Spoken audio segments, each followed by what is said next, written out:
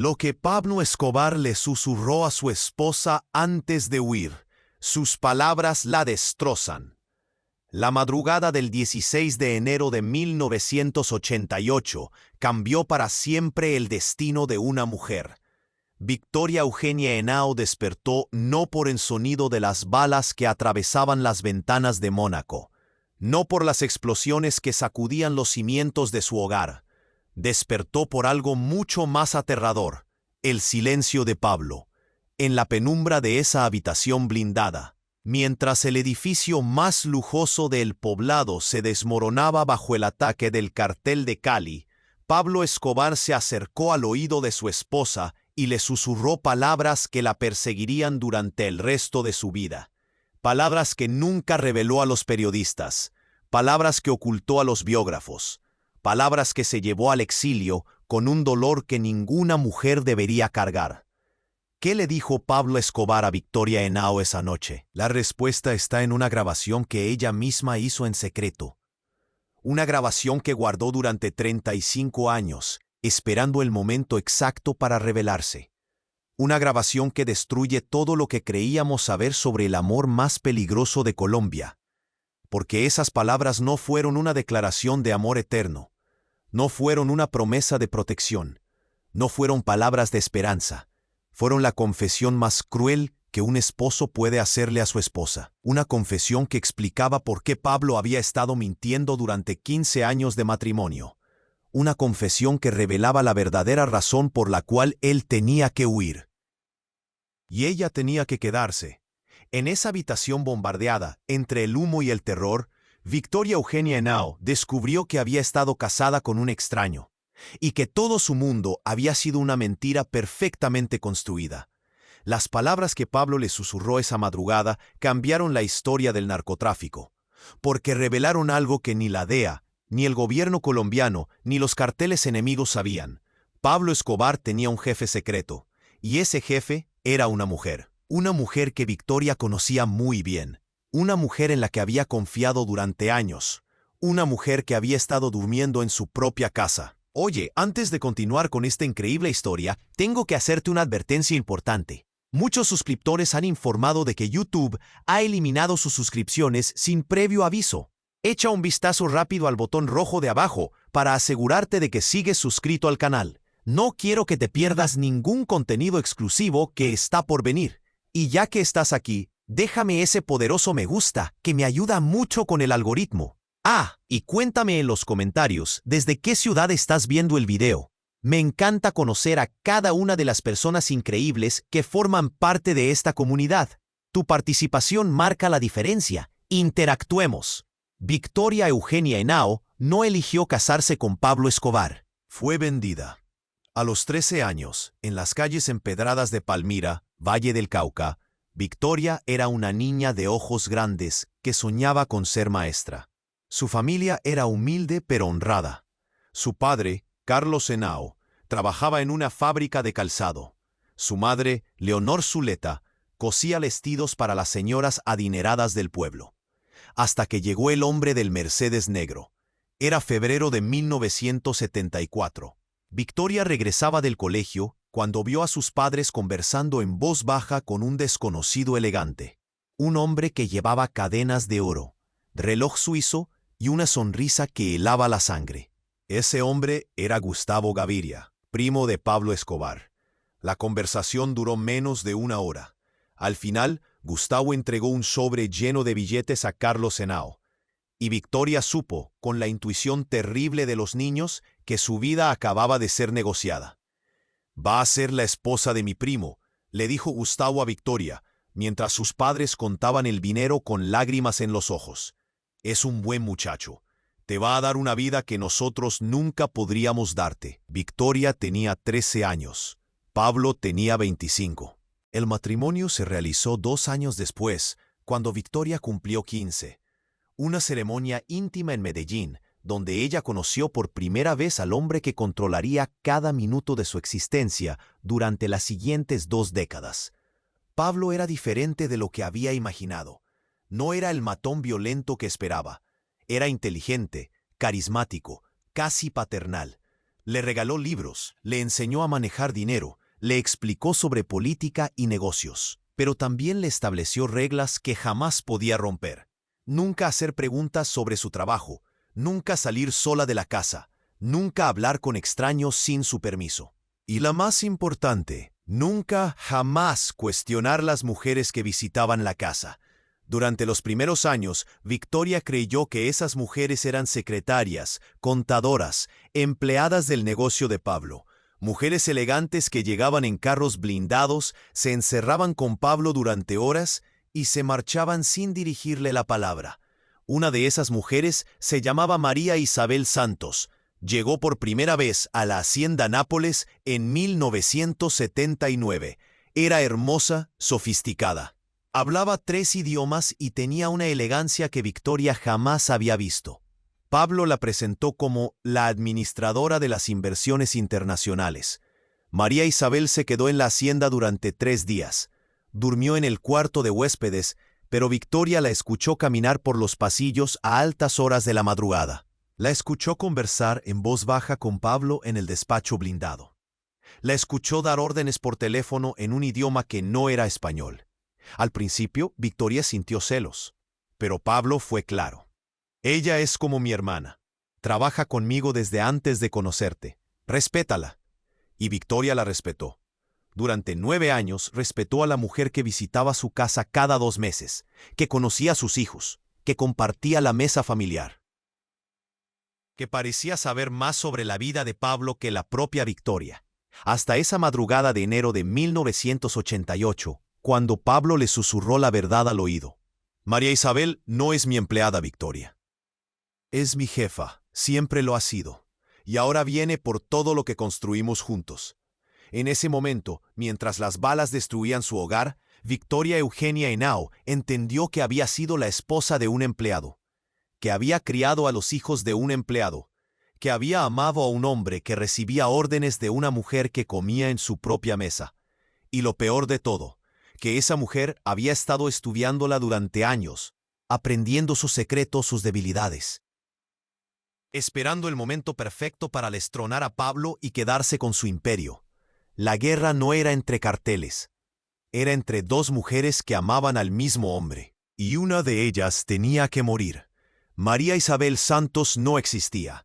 Era una identidad falsa construida con tal precisión que engañó a gobiernos enteros durante más de una década. Su verdadero nombre era Isabela Bautista, y su historia era tan siniestra como fascinante. Nacida en Barranquilla en 1953, Isabela era hija de un diplomático colombiano y una empresaria libanesa. Desde niña mostró una inteligencia excepcional para los números y una capacidad casi sobrenatural para manipular a las personas.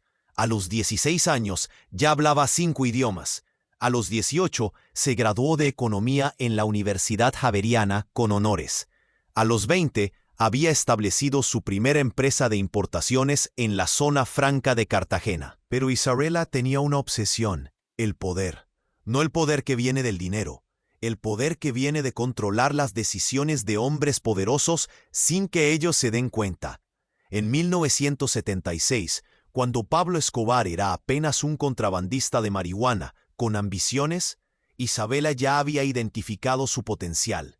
Lo estudió durante meses, analizó su personalidad, sus fortalezas, sus debilidades, y diseñó un plan para convertirlo en su instrumento perfecto. El primer encuentro fue casual. O eso creyó Pablo. Isabela se hizo pasar por una empresaria interesada en importar productos desde Estados Unidos. Necesitaba a alguien que conociera las rutas de contrabando. Pablo, impresionado por su sofisticación y su conocimiento del negocio, aceptó trabajar con ella. Lo que Pablo nunca supo es que Isabela había orquestado ese encuentro. Había sobornado a 3 personas diferentes para que le recomendaran específicamente a Pablo Escobar. Había estudiado cada uno de sus movimientos durante semanas antes de acercarse. Durante los siguientes 2 años, Isabela transformó la operación artesanal de Pablo en una máquina industrial de narcotráfico. Ella diseñó las rutas internacionales. Ella estableció los contactos con los carteles mexicanos. Ella creó el sistema de lavado de dinero que haría multimillonario a Pablo. Pero Isabela era inteligente. Nunca aparecía como la jefa. Siempre se presentaba como la asesora, la consultora, la socia menor. Dejaba que Pablo recibiera todo el crédito, toda la fama, todo el riesgo. Y mientras Pablo se convertía en el hombre más buscado del mundo, Isabela permanecía en las sombras, controlando cada decisión importante desde su oficina en Bogotá. Había solo un problema en el plan perfecto de Isabela. Victoria, la esposa de Pablo, era más inteligente de lo que Isabela había calculado. Observaba, escuchaba, hacía preguntas indirectas. Y lentamente comenzó a sospechar que algo no encajaba en la historia oficial. ¿Por qué Pablo consultaba todas las decisiones importantes con María Isabel? ¿Por qué ella conocía detalles del negocio que ni siquiera Gustavo Gaviria sabía? ¿Por qué los grandes narcotraficantes de otros países la trataban con más respeto que al propio Pablo?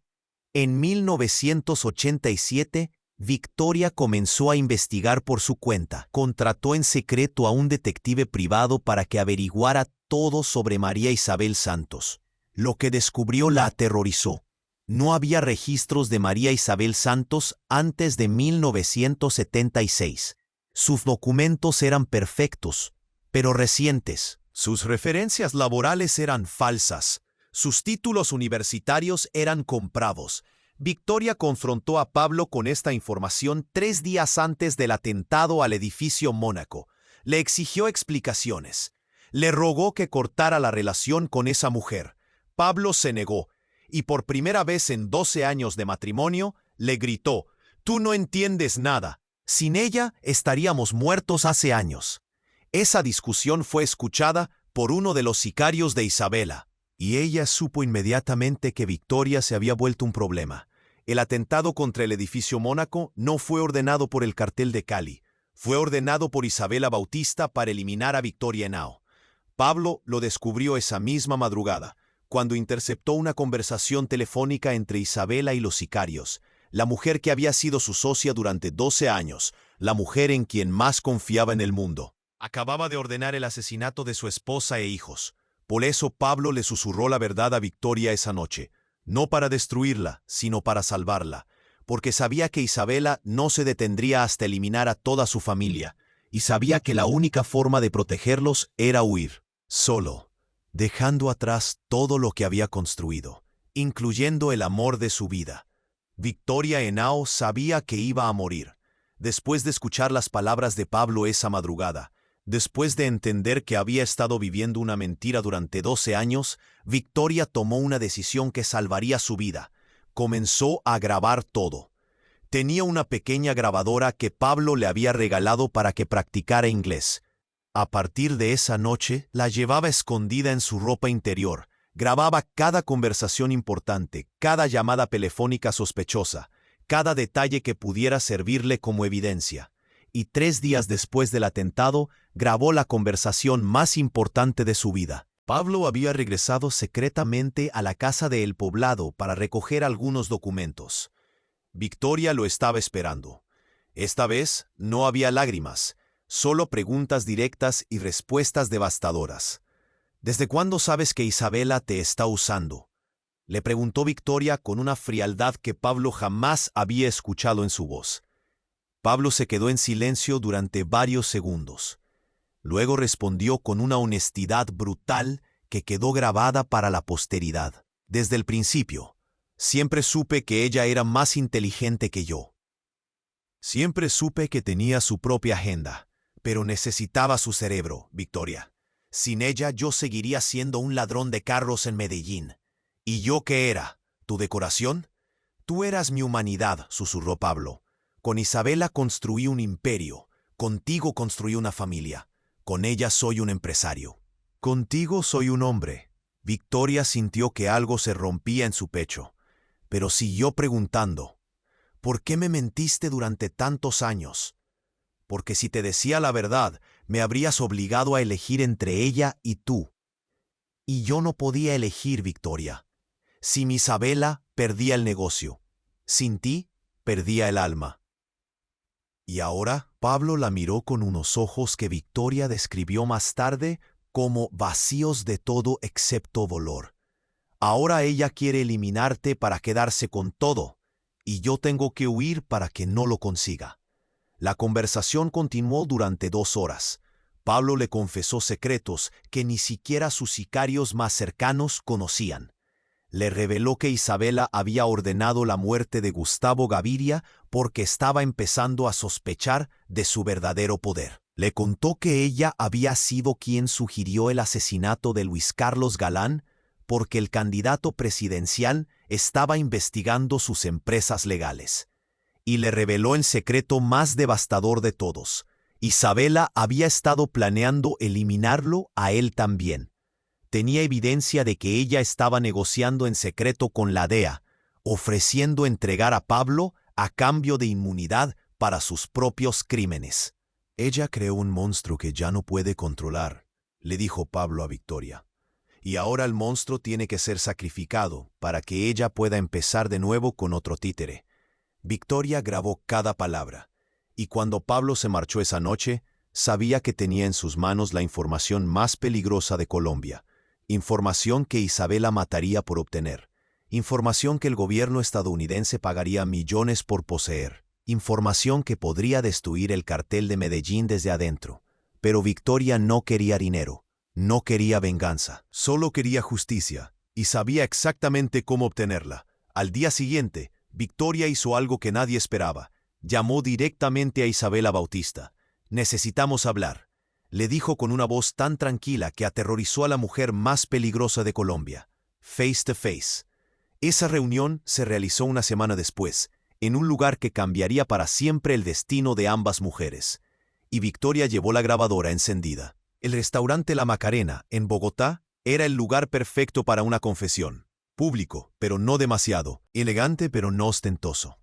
El tipo de lugar donde 2 mujeres pudientes podían conversar sin llamar la atención. Isabela había elegido el lugar. Victoria había elegido la hora, 3 de la tarde, cuando el restaurante estaba casi vacío. Se sentaron en una mesa del rincón. Isabela llegó puntual, como siempre, vestida de negro, maquillaje perfecto, una sonrisa que no llegaba a sus ojos. Victoria llegó 5 minutos tarde, deliberadamente, vestida de blanco, sin maquillaje, con la mirada directa de quien no tiene nada que perder. «Te ves terrible», fueron las primeras palabras de Isabela. Una sonrisa falsa acompañó el insulto. «Te ves como siempre», respondió Victoria, hermosa por fuera, podrida por dentro. Isabela se rió, una risa controlada, calculada. «Veo que el estrés te ha vuelto dramática, Victoria. ¿Para qué querías verme?» Victoria puso sus manos sobre la mesa. La grabadora estaba en su bolso, al lado de su pierna izquierda, encendida. «Quiero que me expliques por qué ordenaste matar a mis hijos». Isabela no negó la acusación, no se sorprendió, no fingió inocencia. Simplemente tomó un sorbo de vino y respondió con una frialdad que quedó grabada para siempre. «Porque tus hijos son la única cosa que Pablo ama más que el poder. Mientras ellos estén vivos, él siempre tendrá una razón para ser estúpido, sentimental, impredecible. ¿Y yo? Tú eres su conciencia. Y un hombre en nuestro negocio no puede permitirse tener conciencia». Victoria sintió náuseas, pero mantuvo la compostura. ¿Nuestro negocio? Pablo cree que es su negocio. Isabela se rió de nuevo. Esta vez la risa era genuina. «Pablo es un empleado brillante, Victoria, pero sigue siendo un empleado. Yo construí esta operación años antes de conocerlo. Él es apenas la cara visible». ¿Por qué? Porque los hombres subestiman a las mujeres. Porque nadie busca a una mujer cuando pueden culpar a un hombre. Porque mientras Pablo está en todas las portadas, yo puedo mover billones de dólares sin que nadie sospeche. Victoria se inclinó hacia adelante. «¿Cuántos Pablo Escobares has tenido?». La pregunta tomó a Isabela por sorpresa. Por primera vez en la conversación, vaciló antes de responder. 3, admitió finalmente. «Pablo es el tercero y el más exitoso. ¿Qué pasó con los otros 2? Se volvieron demasiado ambiciosos, empezaron a creer sus propias mentiras. Tuve que reemplazarlos». Victoria sintió que la sangre se le helaba. «¿Los mataste?». «Los eliminé. Es diferente. En este negocio, la lealtad no es opcional, es supervivencia. La conversación continuó durante 3 horas. Isabela, creyendo que tenía todo el control, confesó detalles que destruirían a docenas de funcionarios gubernamentales. Reveló nombres de políticos que habían recibido sobornos. Describió operaciones de lavado de dinero en 12 países diferentes. Explicó cómo había conseguido protección diplomática usando documentos falsos y cometió el error más grande de su vida. Subestimó a Victoria Henao. ¿Sabes cuál es tu problema, Victoria?, le dijo Isabela, mientras pagaba la cuenta. Crees que eres la esposa de Pablo Escobar, pero no lo eres. Eres la viuda de Pablo Escobar. Él ya está muerto, solo le falta enterarse. Victoria se quedó en silencio. Isabela interpretó ese silencio como derrota. Se equivocó. Cuando Isabela se levantó para marcharse, Victoria dijo algo que la hizo detenerse en seco. Isabela, yo también tengo una confesión que hacerte. La mujer más peligrosa de Colombia se volvió lentamente. Pablo no es tu empleado, continuó Victoria con una sonrisa que helaba la sangre. Nunca lo ha sido. Tú eres su empleada, y siempre lo has sido. Isabela frunció el ceño. ¿De qué hablas? Pablo lleva grabando todas tus conversaciones desde 1980. Tiene evidencia de cada crimen que has cometido. Conoce cada uno de tus contactos internacionales. Sabe dónde tienes escondido cada peso de tu fortuna personal. El rostro de Isabela se puso pálido. Y hoy, continuó Victoria, le voy a entregar 3 horas de grabación donde confiesas todo, donde admites que has matado a otros 2 socios, donde revelas información que hundiría a gobiernos enteros. Victoria se levantó, dejó dinero en la mesa y se dirigió hacia la salida. Antes de irse, se volvió una última vez. La guerra ya empezó, Isabela, pero no es Pablo contra ti, es el cartel de Medellín contra ti, y acabas de darme todas las armas que necesitaba para destruirte. Isabela Bautista, la mujer que había controlado el imperio de la cocaína durante 12 años, se quedó sola en esa mesa, entendiendo por primera vez que había sido ella quien había caído en una trampa. Victoria Henao caminó hacia su carro con la grabadora en el bolso y una sonrisa de satisfacción en el rostro. La guerra había comenzado, y la esposa invisible acababa de convertirse en la jugadora más peligrosa del tablero. Victoria no esperó a que Pablo regresara. Esa misma noche, hizo copias de todas las grabaciones. Una copia la envió a Roberto Escobar, otra a Gustavo Gaviria. La tercera la guardó en una caja de seguridad en Bogotá. Pero la cuarta copia la envió a alguien que nadie esperaba, Carlos Mauro Hoyos, el Procurador General de la Nación. En el paquete incluyó una nota escrita a mano. Doctor Hoyos, adjunto encontrará información sobre la verdadera estructura del cartel de Medellín. La mujer de las grabaciones es Isabela Bautista, documento de identidad 42577. 890. Ella ha estado controlando las operaciones desde 1976. Mi esposo es apenas un empleado de alto rango. Si quieren acabar con el cartel, tienen que ir por ella primero. Una esposa preocupada. Carlos Mauro Hoyos escuchó las grabaciones en su oficina blindada del Palacio de Justicia. Lo que oyó lo dejó sin palabras. Durante años, las autoridades habían estado persiguiendo al títere mientras la verdadera jefa permanecía invisible. Inmediatamente ordenó una investigación secreta sobre Isabela Bautista. Lo que encontraron superó todas las expectativas. Una red de empresas fantasma en 12 países, cuentas bancarias con más de $800 millones, contactos directos con funcionarios de alto nivel en Estados Unidos, Panamá y España. Isabela Bautista no era solo una narcotraficante, era la criminal más sofisticada de América Latina. Pero cuando las autoridades llegaron a arrestarla, descubrieron que había desaparecido. Su oficina en Bogotá estaba vacía, sus cuentas bancarias cerradas, sus contactos sin respuesta. Isabela había activado un plan de escape que tenía preparado desde años atrás. Sin embargo, había cometido un error crucial: subestimar la determinación de Victoria Henao. Victoria sabía que Isabela intentaría huir del país, pero también sabía que antes de irse trataría de vengarse. Y la venganza más obvia sería eliminar a la única persona que tenía evidencia contra ella, Victoria misma. Por eso Victoria no estaba en su casa cuando llegaron los sicarios. Los hombres enviados por Isabela encontraron la casa vacía, pero con señales claras de que Victoria había salido precipitadamente. Ropa esparcida, platos sucios, televisión encendida, como si hubiera huido en pánico. Era una trampa. Victoria estaba escondida en el ático de la casa, con una cámara de video y una visual clara del jardín trasero. Quería grabar a los asesinos para tener evidencia adicional contra Isabela.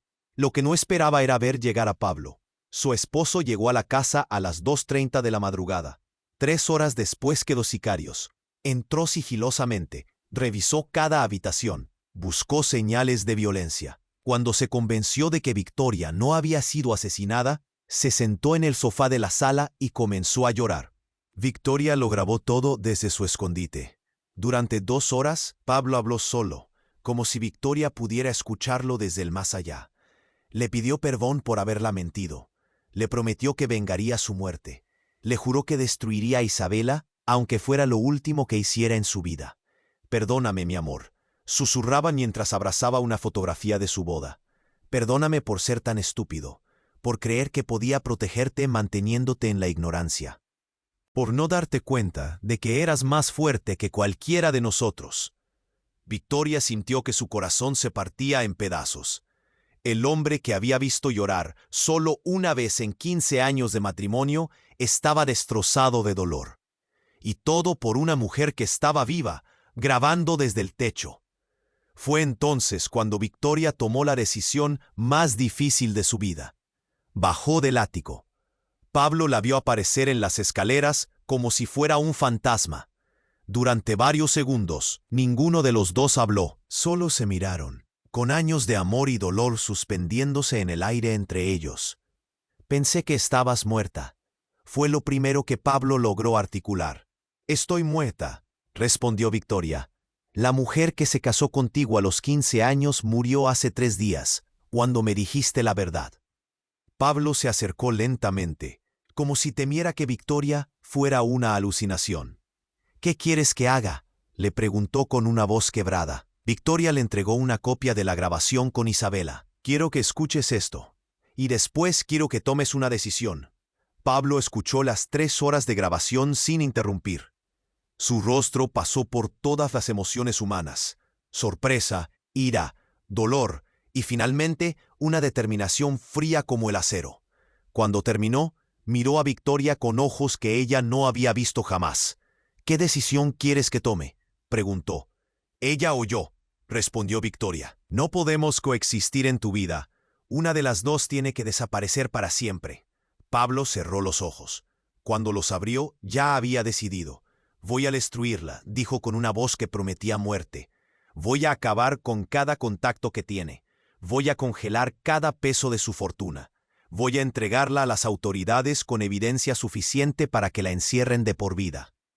Victoria asintió. Y después, Pablo la tomó de las manos. «Vamos a huir juntos, lejos de Colombia, lejos de Tzinti». Esas fueron las últimas palabras que Victoria Eugenia Henao le dirigió personalmente a Pablo Escobar. Al día siguiente, ella desapareció con sus hijos, y Pablo comenzó la guerra más personal de su vida. Una guerra que terminaría con la muerte de ambos bandos. Isabela Bautista murió el 17 de marzo de 1993 en un hospital de Panamá, oficialmente de un ataque cardíaco. Extraoficialmente, envenenada por agentes de Pablo Escobar que habían tardado 5 años en encontrarla. Pero la verdad real era mucho más compleja y mucho más devastadora.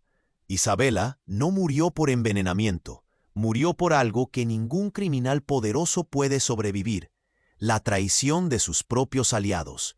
Durante 5 años, Pablo había usado toda su red de contactos para destruir sistemáticamente el imperio secreto de Isabela. Había expuesto sus operaciones de lavado de dinero a las autoridades internacionales. Había revelado sus identidades falsas a los gobiernos que la protegían. Había eliminado uno por uno a sus sicarios más leales. Pero sobre todo, había filtrado las grabaciones de Victoria a todos los criminales de alto nivel que Isabela había traicionado durante su carrera. Los carteles mexicanos descubrieron que Isabela había entregado información sobre sus rutas a la DEA. Los narcotraficantes peruanos se enteraron de que ella había robado 3 toneladas de cocaína de sus envíos. Los traficantes de armas europeos supieron que Isabela había vendido su ubicación a la Interpol a cambio de protección, y los lavadores de dinero suizos comprendieron que ella había estado robando sistemáticamente de sus cuentas durante años. Cuando Isabela llegó al hospital de Panamá, no iba a tratarse un problema cardíaco. Iba a refugiarse de los asesinos que la perseguían desde 4 continentes diferentes, pero el refugio se convirtió en su tumba. El médico que la atendió había sido sobornatentar nuevamente Befe continuar editado por Pablo, no para matarla, sino para mantenerla sedada mientras él llegaba personalmente a confrontarla. Pablo Escobar entró al hospital de Panamá disfrazado de paramédico. Era la primera vez en 5 años que veía cara a cara a la mujer que había destruido su familia. Isabela estaba consciente, pero débil. Cuando vio a Pablo acercarse a su cama, sonrió con la misma frialdad de siempre. «Viniste a matarme personalmente», murmuró. «Qué romántico». Pablo se sentó en la silla al lado de la cama. «Vine a hacerte una pregunta». «¿Cuál?» «¿Valió la pena?» Isabela lo miró con ojos que ya mostraban signos de derrota. ¿Destruir tu matrimonio? ¿Convertirte en el hombre más buscado del mundo? ¿Hacerte creer que eras poderoso cuando solo eras mi títere? ¿Valió la pena?, repitió Pablo. Isabela cerró los ojos.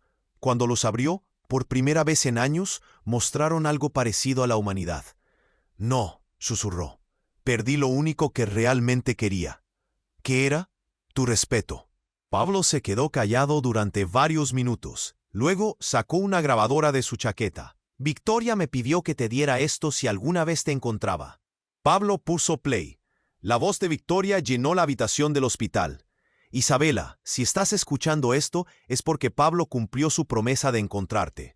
No voy a pedirte perdón por destruir tu vida, porque tú destruiste la mía primero. Pero quiero que sepas algo. Pablo nunca te amó. Ni siquiera te respetaba. Solo te necesitaba. Y la diferencia entre necesidad y amor es lo que tú nunca entendiste». La grabación continuó durante 10 minutos más. Victoria había registrado esas palabras 3 días antes de desaparecer de Colombia. Era su testamento emocional, su venganza final. Cuando terminó la grabación, Isabela tenía lágrimas en los ojos. «¿Dónde está ella ahora?», preguntó. Pablo guardó la grabadora. «Donde tú nunca podrás encontrarla». «¿La amas?». «La amaré hasta el día que me muera». Isabela sonrió tristemente. Entonces ya ganó. Esas fueron las últimas palabras que Isabela Bautista pronunció. Murió esa noche, no por el veneno, no por la enfermedad, sino por algo mucho más letal. La comprensión de que había dedicado su vida a perseguir algo que jamás podría poseer. Pablo regresó a Colombia 2 días después, el 2 de diciembre de 1993, 8 meses después de la muerte de Isabela, fue abatido en los tejados de Medellín. Pero antes de morir, logró cumplir una última promesa. El 30 de noviembre de 1993, Victoria Henao recibió un paquete en su nuevo hogar en Argentina. Dentro había una llave, una dirección en Suiza y una nota de Pablo. «Mi amor, en esa caja de seguridad está todo lo que Isabela robó durante 17 años. 847 millones de dólares que ahora son tuyos. Úsalos para darles a nuestros hijos la vida que merecen. Y si alguna vez te preguntan por mí, diles que su padre murió tratando de proteger lo único que realmente amaba, su familia. Te amo para siempre, Pablo».